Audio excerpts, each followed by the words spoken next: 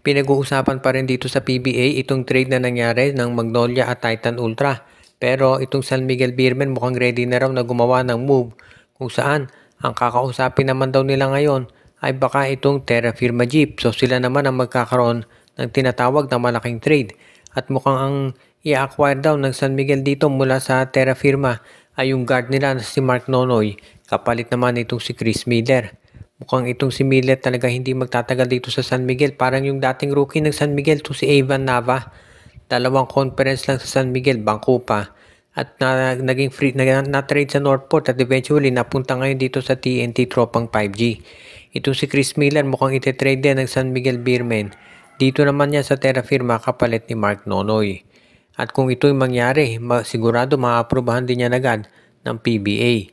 Baka sasamahan ng San Miguel Beer ng second round draft pick itong si Chris Miller para naman maging medyo patas yung trade.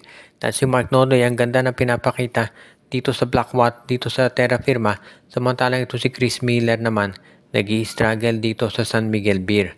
Kaya nga ito ang yung nakikita natin, masasabi natin talaga na sitwasyon kung saan itong San Miguel Beermen ay gagawa ng hakbang para masiguro na yung makukuha nilang mga top talents ay yung talagang mababagay dito para maging support cast ni Junmar Fajardo.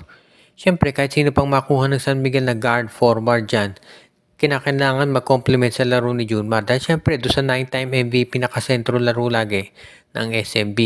At itong si Mark Nonoy mukhang nababagay naman dito sa San Miguel.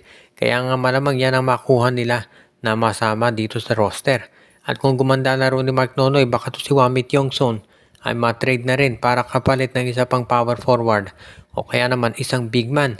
Isa yan dito sa mga nakikita natin na pwede talagang mangyari dito sa San Miguel Beer.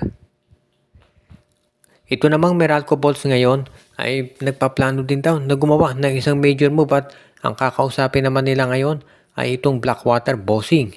Mukhang itong Meralco Bolts ay interesado na makuha si Justin Chuba mula dito sa koponan ni Coach Jeffrey Carriazo.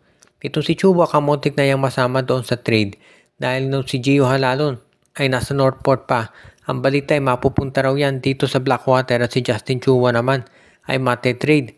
Pero ngayong itong si Halalon ay nasa TNT na, itong si Justin Chuba baka sa Meralco Bolts na yan mapunta. Pwedeng straight up yung trade na mangyari dito kung saan itong si Justin Chuba ay mapupunta dito sa Meralco Bolts. At ito namang Meralco Bolts ay bibigyan nila yung isa nilang mga bench player o kaya second round draft pick dito sa Blackwater Bossing. Isa yan doon sa mga tinatawag natin na magandang option ni Coach Luigi Trillo para itong lineup naman ng kanyang Bolts ay maging mas malakas at mas ready para dito sa mga susunod na mga playoff games sa PBA. Maganda na simula nitong Meralco. Pagkatapos nilang matalo ng first few games nila, nagkasunod-sunod yung panalo. Pero yun nga, natalo sila doon sa EASL at pagbalik dito, nadali naman sila ng NLEX. Pero confident pa rin itong si Coach Luigi Trillo na magiging maganda ang ilalaro nitong Meralco Bolts at mukhang kinakailangan na lamang talaga nila ng isa pang player na magbibigay ng lakas dito sa kanilang roster. Kung sakasakali na maging okay yung papakitang laro nitong mga bench players ng Meralco, tataas yung value niyan at magagamit na yun sa trade nitong si Coach Trillo at ni Nenad Vucinic. Kaya nga itong pagkuha nila kay Justin Chuba, isa yan doon sa mga pwedeng option talaga para magkaroon sila ng mas matindi na preparasyon para dito sa mga coming games.